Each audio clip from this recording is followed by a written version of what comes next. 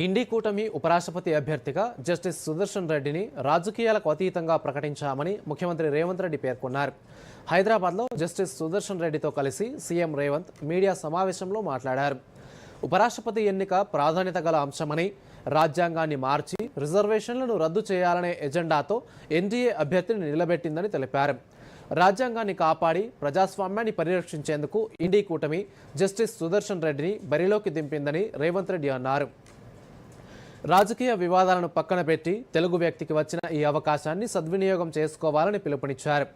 AP ముఖ్యమంత్రి Chandrababu, deputy CM Pawan Kalyan, మాజీ ముఖ్యమంత్రులు కేసీఆర్, జగన్, ఎంఐఎం అధ్యక్షుడు అక్బరుద్దీన్ ఓవైసీలను సుదర్శన్ రెడ్డికి మద్దతివ్వాలని కోరారు.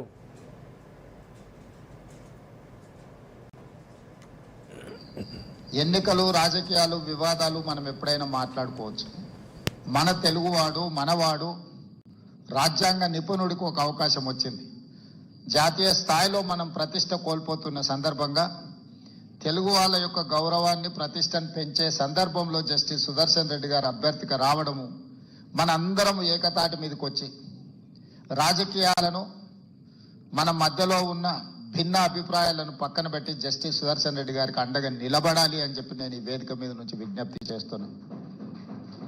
ప్రధానంగా చంద్రబాబు నాయుడు గారు, పవన్ కళ్యాణ్ గారు, వైఎస్ జగన్మోహన్ రెడ్డి గారు, చంద్రశేఖరరావు గారు, అసదుద్దీన్ ఓవైసీ గారు, వీళ్ళందరికీ పార్టీ నాయకులకు విజ్ఞప్తి చేయడమే కాకుండా 42 మంది లోక్సభ సభ్యులు, 18 మంది రాజ్యసభ సభ్యులకు కూడా వ్యక్తిగతంగా నేను విజ్ఞప్తి చేస్తున్నా.